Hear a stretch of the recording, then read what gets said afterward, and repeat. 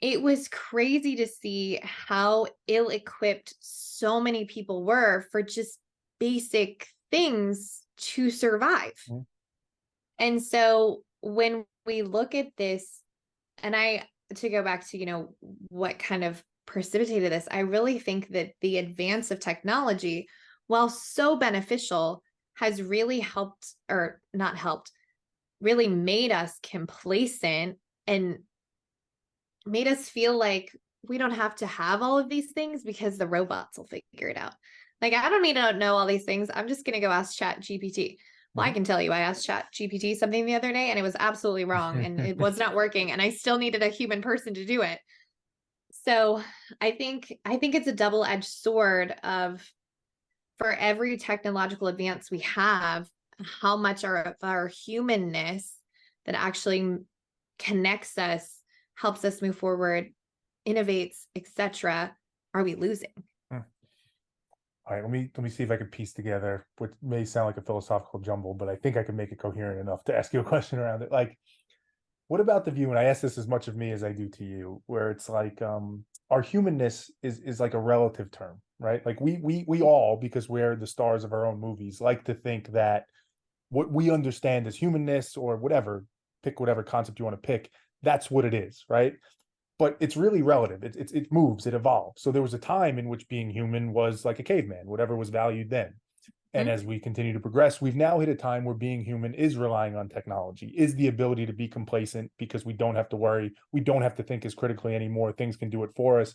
And perhaps being human now is just tapping into what makes you feel comfortable or good or whatever it is. I would imagine for somebody like you or me, that almost sounds quite literally like blasphemous. Like that cannot be what being human is. Right. But what if that's just our own whatever ego perception? And like we are the dinosaurs, we are antiquated, right? The world is moving beyond us, and we are trying to kind of yell at the ocean for making waves when like that's just what it is. Like, is there a view of that where maybe we are looking at it wrong? We have the wrong perspective? I mean, absolutely. I can't say with 100% certainty that anything I've shared is the right way or most supportive or whatnot, because we all have different lenses that we look through, whether they're beliefs, stories, Mhm. traumas, whatever. So even if, like, my twin sister and we grew up perfectly the same, we would still have different lenses that we see.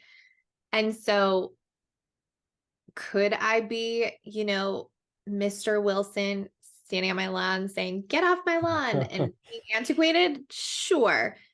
I think, though, as I used to say, I was a geriatric millennial, but apparently we're just elder millennials, which sounds more wise.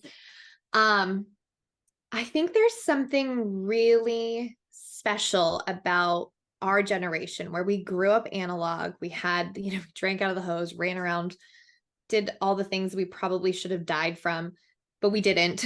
And then we also came of age with the digital age. Mm. And I think that if we lose sight of our history and how to do how to do basic things. Like, I was talking to a friend the other day about, just, I don't know, 100 years ago, we recognized that there were a lot of ways to heal yourself through food and herbs and like all the different things, versus now it's just like, I'm going to take an aspirin. And again, that goes back to what I do, is like, well, what's the root of your headache? Why are you having headaches? Are you dehydrated? Or is it a vitamin? Like, all the things. And so if we lose sight of those histories, of those ways of approaching things that are different, then I fear that we're going to become so homogenous and like little, like, have you seen the movie Minority Report? Mhm. Mhm. Like, it's just like, is that where we're destined, where literally the robots are telling us what we're thinking before we're thinking? Because that doesn't sit well with me, right? And so I look at this and I don't know which way is the right way, but I look at our kids and I look at our future generations, and, you know, them not being able to like drive a stick shift or something. If there was a zombie apocalypse, who would survive? People who could drive stick shifts.